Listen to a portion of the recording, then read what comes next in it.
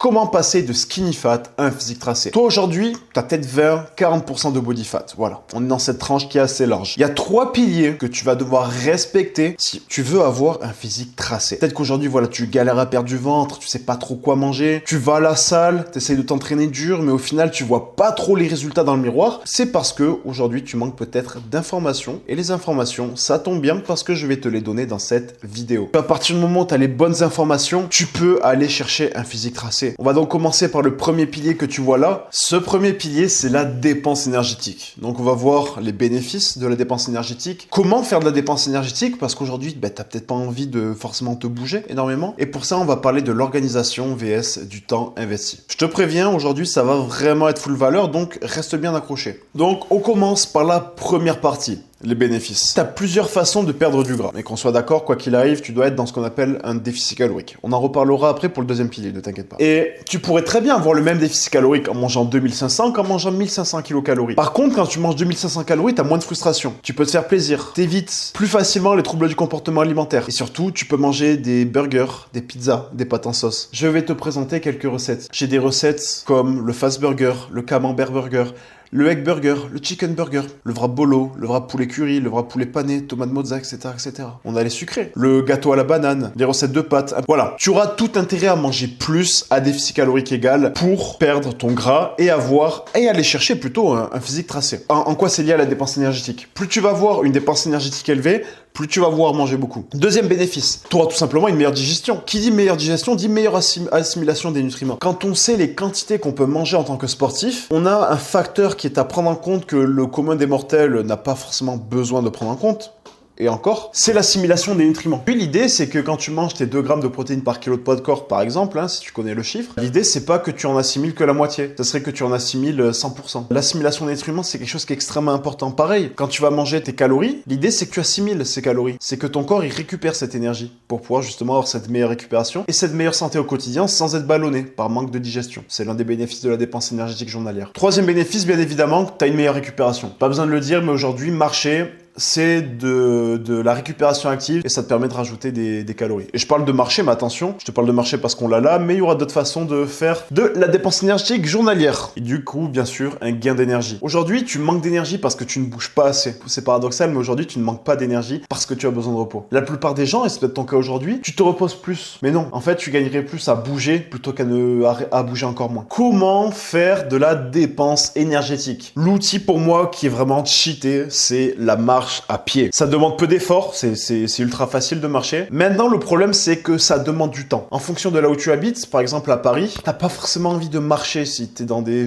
banlieues où c'est pas forcément beau et t'as pas mal de pollution. Voilà. Mais la marche à pied, ça reste un outil qui génère peu de fatigue et qui te permet en fait de consacrer le gros de ton énergie et le gros de ton intensité sur tes séances de musculation pour construire du muscle. Maintenant, on peut aussi faire de la course à pied. Donc la course à pied par rapport à la marche à pied, c'est que ça demande plus d'efforts. Par contre, on a un rendement qui est largement supérieur par rapport à la marche à pied, ce qui est logique. Si tu cours 1 heure et si tu marches 1 heure, tu n'auras pas le même nombre de calories brûlées. Et à l'inverse, si tu veux brûler 1000 calories, bien en marche à pied, il faudra peut-être faire vers 1000 pas, alors qu'en course à pied, il faudra peut-être simplement faire 10 km. Et 10 km, ça met autour d'1 heure en fonction des niveaux. Moi, aujourd'hui, je suis capable de le faire en 1 heure sans prendre d'effort. Et si je force, 48 minutes. Alors que marcher aujourd'hui, 20 000 pas, moi, ça me prendrait quelque chose comme 2h30, peut-être 3 heures. Et ce qui est intéressant, c'est pour ça que je me suis mis à la course à pied il y a 2 ou 3 mois. Plus tu auras d'endurance, plus tu auras de dépenses énergétiques. Regarde, on en revient à l'exemple que je t'ai donné juste avant. Faire 10 km en 1 heure, en devenant meilleur, les 10 km, tu vas les faire en 55 minutes. Puis en devenant encore meilleur, tu vas les faire en 50 minutes, puis en 45 minutes. Et au final, tu peux avoir une très grosse dépense énergétique en un court laps de temps, ce qui fait qu'en fait, on en revient à un rendement plus.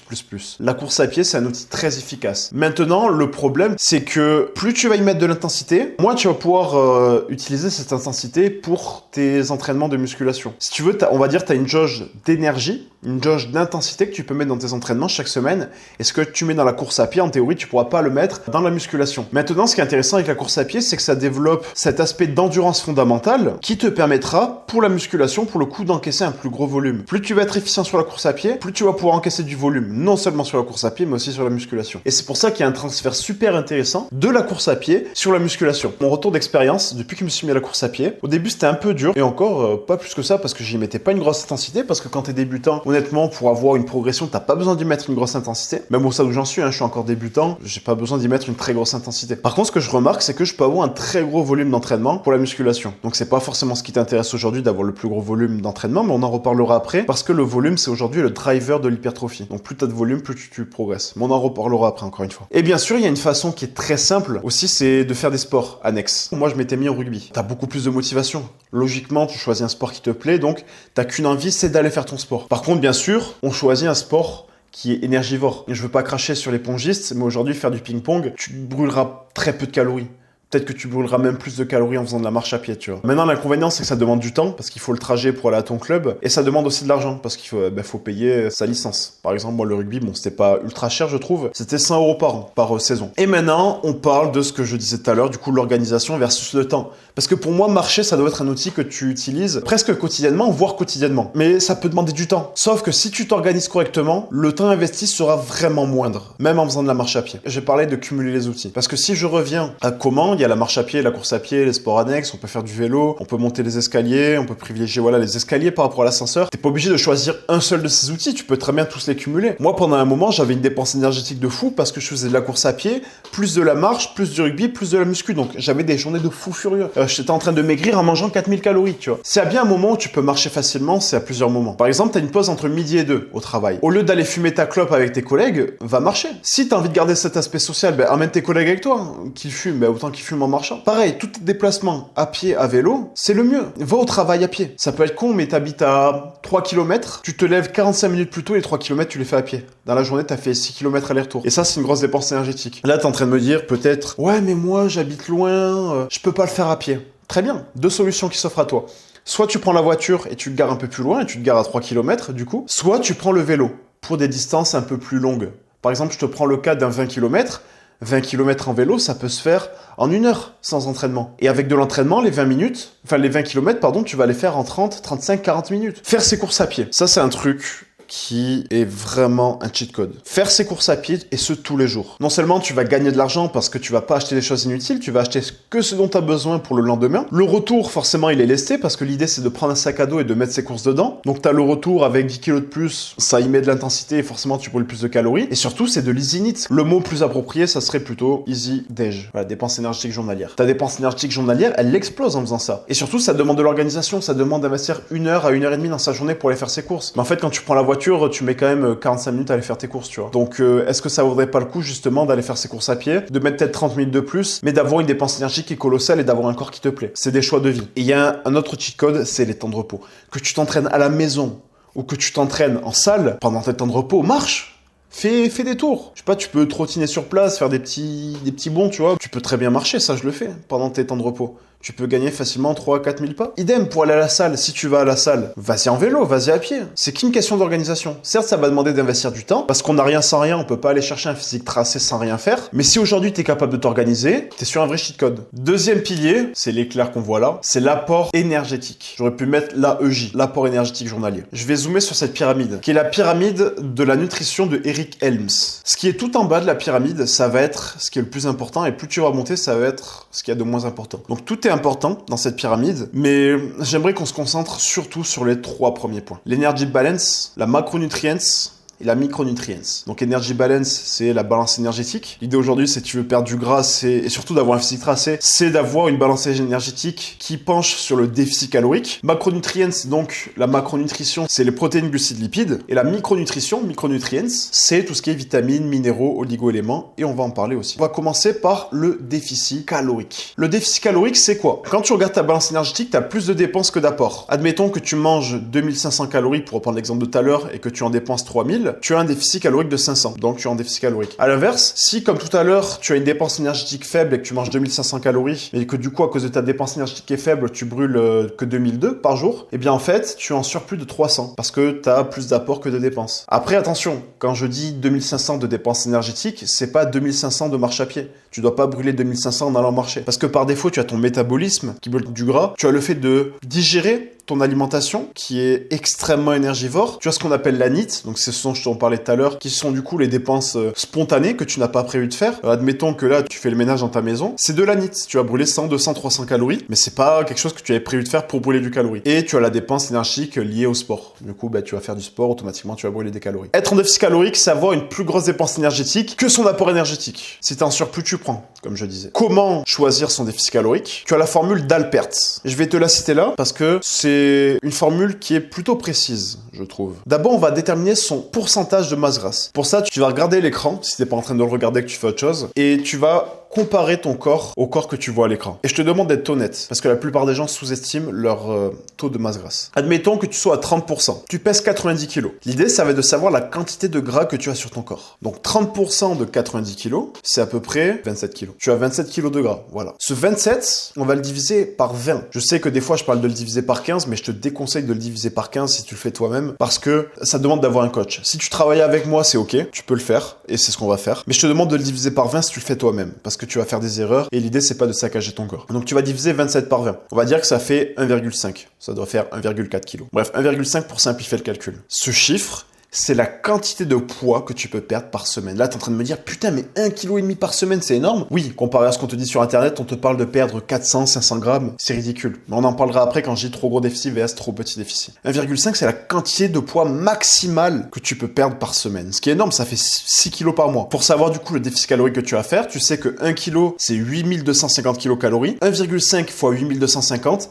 ça fait à peu près 12 500 calories. Donc tu dois faire 12 500 calories de déficit par semaine. 12 500, donc tu le divises par 7 pour en venir à un déficit journalier. Et on est à peu près sur du 1800 calories de déficit par jour. Et on en revient à l'importance de la dépense énergétique. Si tu veux maximiser la vitesse de perte de gras, tu peux pas enlever 1800 calories alors que tu as une dépense journalière à 2500 calories. Parce que tu mangerais 700 calories par jour et c'est juste pas possible. Par contre, si t'es comme moi, que tu as une grosse dépense énergétique, bon, moi, je reste relativement lourd. Je fais actuellement 85 kilos. Mais quand j'ai commencé mon déficit, j'étais à 95. Forcément, ça me permet des fois d'avoir des journées où j'ai 4100, 4200 calories de maintenance. Bon, je faisais pas 1800 calories de déficit parce que j'ai pas autant de gras que ça. Moi, je pouvais faire 1000 calories de déficit. Mais aujourd'hui, si t'es à 27% et que tu veux viser les 1800 calories, eh bien, dans l'idée, il faudrait que tu manges au moins 2000 calories par jour. Tu pourrais manger moins, mais encore une fois, je te le déconseille si t'es tout seul. Tu vas te planter lamentablement et tu vas te causer des problèmes de santé. La formule d'Alpert te permet de déterminer le déficit calorique maximum que tu peux faire. Donc du coup, tu peux être en dessous. Quand je te dis de faire 1800 calories de déficit par jour, tu n'es pas obligé de faire 1800 calories de déficit par jour, mais c'est le maximum que tu pourrais faire. Au-delà, on serait sur un trop gros déficit. Un trop gros déficit, ça entraînerait des problèmes de dérèglement de métabolisme. Première chose. Ça entraînerait des problèmes de perte de masse musculaire. Deuxième chose. Troisième chose, tu te créerais des troubles du comportement alimentaire. Tu devrais te créer des périodes de refeed beaucoup trop fréquemment, ouais. Si tu as 3000 de maintenance, tu peux très bien te faire déjà un déficit calorique de 1000 calories. 1000 calories x 7, ça fait 7000 calories par semaine de déficit. Ça te permet déjà de perdre, mine de rien, 1 kg par semaine. On était sur la première pyramide, la première partie de la pyramide qui était l'energy balance, donc la balance énergétique. Deuxième pilier, c'est la macronutrients. Mon accent, il me fait rire. La macronutrition. T'as protéines, glucides, lipides. Protéines, première chose. On va essayer de pas trop rentrer dans la théorie. La MPS, c'est la Muscle Protein Synthesis. Et la MPB, c'est la Muscle Protein Breakdown. Donc la MPS, c'est la synthèse de protéines musculaires. Et la MPB, c'est la destruction de protéines musculaires. Ce qu'on veut, pour prendre du muscle, c'est d'avoir une balance azotée positive. Donc, avoir une MPS supérieure à la MPB. Pour ça, on va manger des protéines qui vont nous permettre non seulement de stimuler la MPS, mais aussi de réduire la MPB. Donc, favoriser la construction de muscles. Parce que pour avoir un physique tracé, il faut du muscle. T'es pas obligé de devenir bodybuilder, c'est pas l'objectif, loin de là. Mais il faut du muscle. Parce que sinon, tu vas juste ressembler à Dobby, tu vas être complètement skinny. C'est pas l'objectif. Ce qui est intéressant aussi avec la protéine, c'est que ça te fait de la satiété. Les protéines, réellement, aujourd'hui, c'est un game changer. En mangeant suffisamment de protéines, tu auras un effet de satiété plus important. Ce que je te conseille en quantité de protéines, c'est 2 grammes par kilo par jour. Je vais aller plus loin que ça. J'ai noté ça. Mais j'aimerais que tu fasses 2 grammes par kilo de masse sèche par jour. La masse sèche, c'est ta masse totale moins ta masse grasse. On reprend l'exemple de tout à l'heure. Un mec de 90 kg avec 30% de masse grasse, ça veut dire qu'il fait 90 kg avec à peu près 27 kg de gras. Pour trouver sa masse sèche, on va donc faire 90 moins 27 et on est sur 63, si je suis pas nul en maths. Donc on va se baser sur 63 kg. 63 kg x 2, ça fait 126. Donc 126 grammes de protéines par jour. Deuxième macronutriment, c'est les glucides. Alors les glucides, c'est diabolisé parce qu'on pense que ça fait grossir, mais non. Aujourd'hui, je vais être honnête avec toi, les glucides, c'est ton meilleur allié. Parce que ça contient, par rapport aux lipides, qui est le troisième macronutriment, peu de calories. 1 gramme de lipides, pardon, c'est 9 kilocalories. Alors qu'un gramme de glucides, c'est 4 kilocalories. Le glucide est 2 fois moins calorique que les lipides. Ça fait que tu pourrais manger 2 fois plus de glucides. Alors attention, il va falloir des lipides quand même, on en reparle après. Les glucides, c'est vraiment ton énergie. Tu vas en avoir énormément besoin pendant tes entraînements. Les glucides, c'est vraiment ce qui va rendre ton physique insane. C'est ton meilleur allié. Donc c'est ce que je te dis là, évite de trop les baisser. Les diètes cétogènes, à part dans des cas cliniques, donc on parle de mecs qui sont malades, qui ont des problèmes, c'est de la merde. Voilà, je suis honnête, j'espère que je vais pas me faire bannir de YouTube pour ça, mais c'est de la merde. La leptine, c'est l'hormone de la satiété. T'as aussi la ghrelin qui est l'hormone de l'appétit. Mais on va s'intéresser à la leptine qui est l'hormone de la satiété. Les glucides, c'est aussi un excellent allié pour la satiété. Parce que la leptine, est une hormone qui réagit extrêmement bien aux glucides. Je te conseille, il n'y a pas de 2 grammes de kilos par jour ou quoi pour les glucides. Je te conseille simplement d'être à un minimum de 120 grammes par jour. Mais n'hésite pas à être à 200, 300 grammes tant que ça correspond, bien sûr, à ton apport calorique. Parce que bien sûr, le nombre de protéines, de glucides et du coup de lipides dont on va parler là, faut que ça soit corrélé par rapport à ton nombre de calories. 1 gramme de protéines, c'est 4 kilocalories. 1 gramme de glucides, c'est 4 kilocalories. 1 gramme de lipides, c'est 9 kilocalories. Donc, en toute logique, quand tu multiplies le nombre de protéines que tu as choisi par 4, plus que tu multiplies le nombre de glucides que tu as choisi par 4, plus que tu multiplies le nombre de lipides que tu as ajouté par 9, il faut bien sûr que ça tombe sur ton total calorique. Parce que si ça tombe pas sur ton total calorique, en fait, tu as choisi ton total calorique pour rien. Les lipides, ça va être indispensable. Donc, c'est une source d'énergie aussi. Ça va être plutôt une source d'énergie que tu utilises au repos ou sur des efforts assez longs. Les lipides, ça va être essentiel pour tes hormones, comme par exemple la testostérone. C'est con, mais quand tu vas manger par exemple du cholestérol, qui est des lipides, on pense souvent que le cholestérol, c'est une mauvaise chose, mais le cholestérol que tu manges, par exemple dans les œufs, c'est précurseur de la testostérone. Donc oui, manger des œufs, ça booste aujourd'hui ta testostérone. Ça va aussi booster ton métabolisme. Qui dit un plus gros métabolisme, dit une plus grosse dépense énergétique journalière. Les lipides, c'est aussi l'enveloppe de tes cellules. Donc bref, il y a tellement de choses sur les lipides, bref. On va pas rentrer plus que ça dans la théorie, mais en pratique, les lipides, c'est aussi un allié. Je te conseille de manger minimum 0,5 g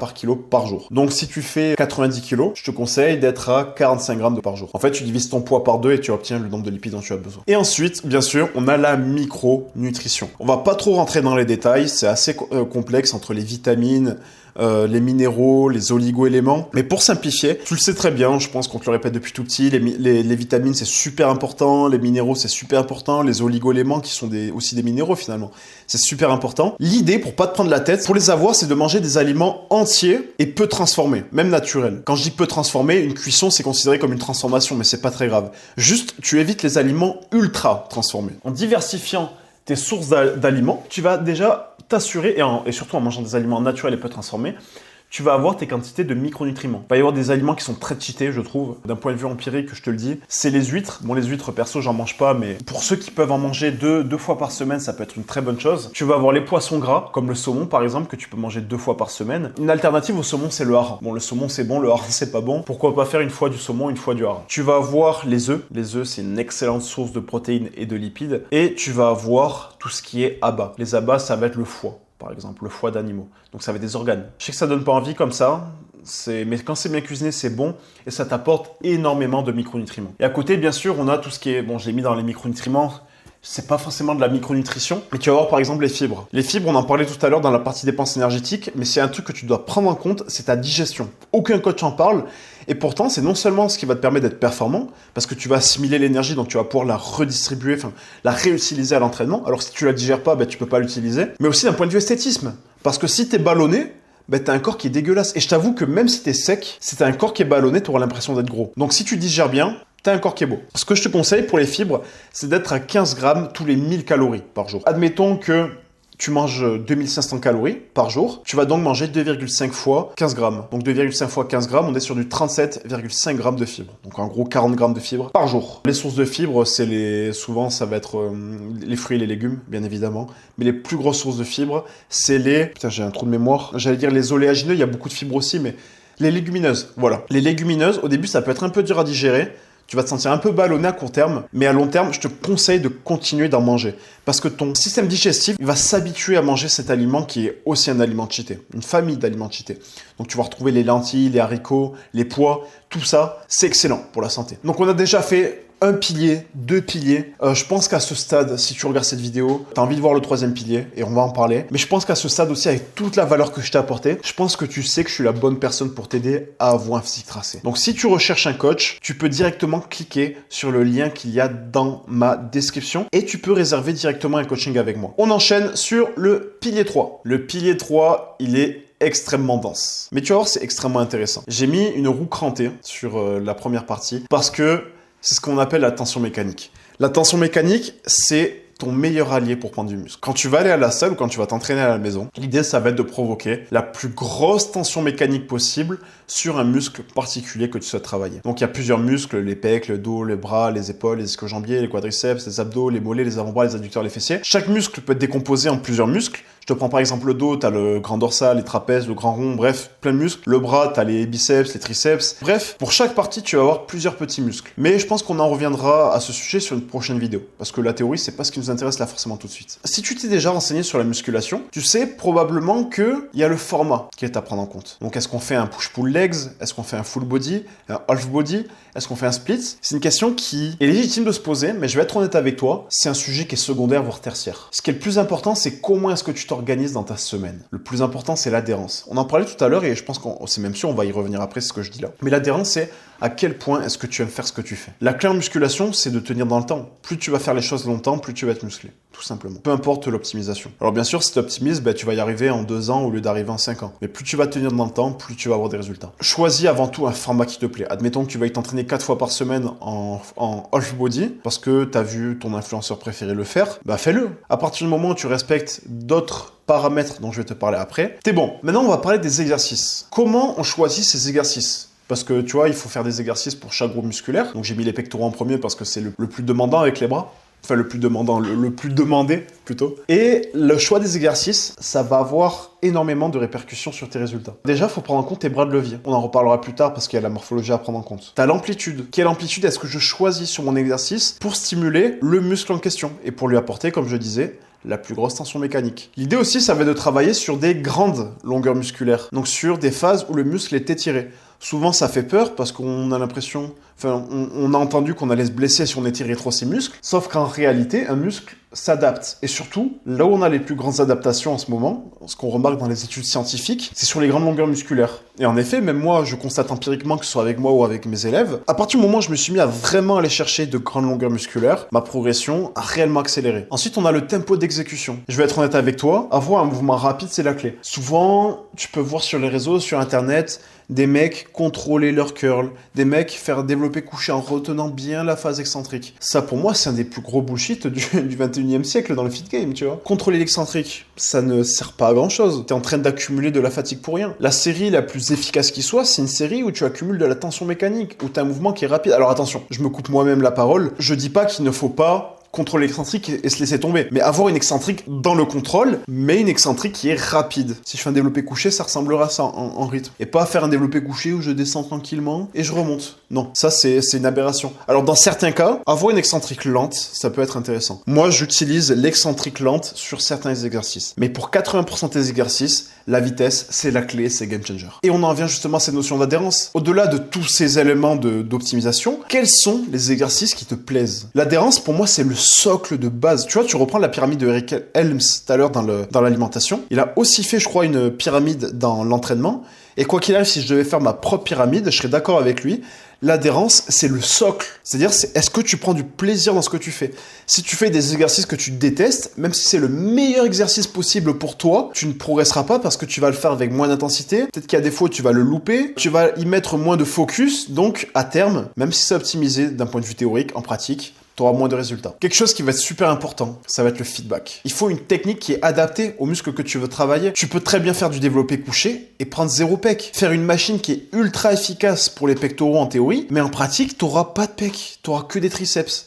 C'est d'ailleurs mon cas, tu vois, pendant longtemps, là maintenant j'ai des gros triceps et assez peu de pecs à cause d'un problème de feedback. Parce que je voulais faire les choses moi-même, tu vois. Déjà de 1, je me prenais pas en vidéo parce que j'avais honte. Je voulais pas me prendre en vidéo, je voulais pas passer pour un mec casse-couille ou un influenceur. Et je voulais pas non plus prendre de coach parce que un coach ça coûte de l'argent. Mais en fait, si je devais refaire les choses dans l'autre sens, j'aurais pris un coach au début. Et d'ailleurs, j'ai été coaché moi dans ma vie. Même aujourd'hui encore, je me fais coacher. Alors là, j'ai arrêté. Je suis mon propre coach pour l'hypertrophie. Mais quand je faisais du rugby et de la préparation physique, j'avais un coach pour ma prépa. Et j'avais un coach pour le rugby. Encore une fois, aujourd'hui, si tu penses que je suis la bonne personne pour t'aider et que tu veux prendre un coach, que t'as pas un ego mal placé de te dire je vais faire les choses moi-même, tu peux réserver un coaching avec moi directement en cliquant sur le lien dans la description. Et bien sûr, ce qui va être important, ça va être la morphologie. La morphologie, on en revient à ce que je disais tout à l'heure sur le bras de levier et l'amplitude.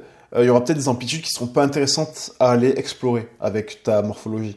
Je te prends l'exemple d'un tirage. Si tu vas détendre complètement le bras en haut, peut-être que ton grand dorsal, il va désactiver avec ta morphologie. Moi, par exemple, pendant longtemps, je pouvais pas trop étirer mes pecs parce que j'avais des pecs qui étaient tellement faibles que sur la phase d'étirement, donc sur les grandes longueurs musculaires qui en théorie étaient bonnes, comme je le disais tout à l'heure, mais en pratique, le fait que j'avais un point faible pec, mes pecs étaient trop faibles pour assurer le mouvement en bas. Et donc, le muscle moteur principal, ça devenait mes triceps, qui pour le coup ont toujours été plus ou moins un point fort, et donc prenaient la relève sur le bas du mouvement. Et donc, en fait, pendant longtemps, j'ai fait des exercices de développé, qui étaient en théorie des bons exercices pour les pectoraux, mais sans résultat. Et ça, je l'ai pas pris en compte. Parce que j'étais débutant et que j'avais pas voulu prendre un coach. On a ce qu'on appelle la relation tension-longueur. En théorie, un muscle cherche à retrouver sa longueur initiale. Et ça va servir à prioriser un muscle plutôt qu'un autre. Je te prends par exemple le cas d'un tirage. Si tu veux privilégier le travail du grand dorsal, soit tu décides de mettre le grand dorsal plus en tension en l'étirant plus, donc ça c'est la stratégie 1, soit la stratégie 2 qui est finalement reliée à la stratégie 1, tu prends le muscle concurrent et tu cherches à le mettre dans une position de faiblesse. Et un truc qui est à prendre en compte, c'est pas forcément lié à la morphologie, je sais pas pourquoi je l'ai calé là, j'aurais plutôt dû le caler avec les exercices, c'est le principe de priorité. Les muscles que tu veux travailler en premier, tu me les mets en priorité. Moi par exemple, j'ai un pote qui s'appelle Clément, lui il a des pecs énormes, tu vois, comparé à moi, lui c'est l'inverse de moi, tu vois, petit bras, gros pecs, et il continue de faire les pecs en premier, les bras en dernier, parce que c'est ce qu'on préconise en théorie, tu vois, on fait pecs, après les épaules, et après les bras. Sauf que lui, c'est tout le contraire avec sa morphologie et ses points forts actuels. Lui, dans l'ordre, il doit d'abord faire les bras, puis après les épaules, et pour finir les pecs. Parce que on prend les muscles qu'on veut développer en priorité et on les met en priorité dans son programme, donc en premier. Et surtout, encore mieux, on les met en début de semaine, quand on a le plus d'énergie. Et ensuite, on en arrive au dernier point, le volume versus l'intensité. Est-ce qu'il faut avoir un gros volume ou alors une grosse intensité? J'ai une approche qui est plus simple par rapport à ça. Il y a 3 étapes pour moi pour avoir un entraînement qui est parfait. Première chose, on adopte une bonne technique. Parce que comme je le disais tout à l'heure, si t'as pas une bonne technique, tu vas développer tes points forts et rendre tes points faibles encore plus faibles. Et surtout, tu risques peut-être de te faire mal avec une technique qui est dégueulasse. Deuxième chose, la qualité. Une fois qu'on a une technique qui est propre, qui est adaptée, qui correspond à ce qu'on veut travailler, on va chercher à y mettre de l'intensité. Pour moi, une série de qualité, c'est une série qui est intense, qui se rapproche, qui a une proximité forte à l'échec. Pour avoir une proximité forte à l'échec, dans un premier temps, il faut aller à l'échec. Aller à l'échec musculaire, c'est pousser sa série tellement loin qu'on ne peut pas faire une répétition de plus. C'est le niveau 2. C'est avoir des séries de qualité, des séries intenses. Au début, il vaut mieux avoir un volume faible, mais faire que des séries de qualité. Donc que des séries très intenses. Faire 4 séries avec une intensité moyenne, ça sera toujours moins efficace que faire juste 1 ou 2 séries, mais avec une intensité qui est folle. Et une fois que tu deviens à l'aise avec le fait de faire des séries intenses, l'idée, ça va être de multiplier cette qualité. Une fois que tu sais faire des séries de qualité, on va faire de plus en plus de séries de qualité. Et souvent, on entend que faire plus, c'est pas forcément gagner plus. Ce qui est faux. Plus tu vas faire, bien sûr, plus tu vas faire de la qualité. Faire de la merde, ce n'est pas faire plus. Plus tu vas faire de la qualité, plus tu vas construire du muscle. Parce que le volume est driver de l'hypertrophie. Plus tu vas avoir du volume, plus tu vas avoir du muscle. Bien sûr, dans le volume, on y inclut l'intensité. De l'intensité seule, c'est efficace, oui. Mais de l'intensité avec du volume, c'est banger. Ça change drastiquement ton physique. Si tu veux réserver un coaching avec moi, tu peux directement le réserver en cliquant sur le lien qu'il y a dans ma description. Également, si tu veux en savoir plus sur le volume et l'intensité, j'ai tourné un podcast avec un membre de mon équipe qui est aussi un de mes meilleurs potes, qui est Raph, et je t'invite à aller le voir parce qu'il est extrêmement intéressant. Je te le mettrai dans les vignettes en fin de vidéo.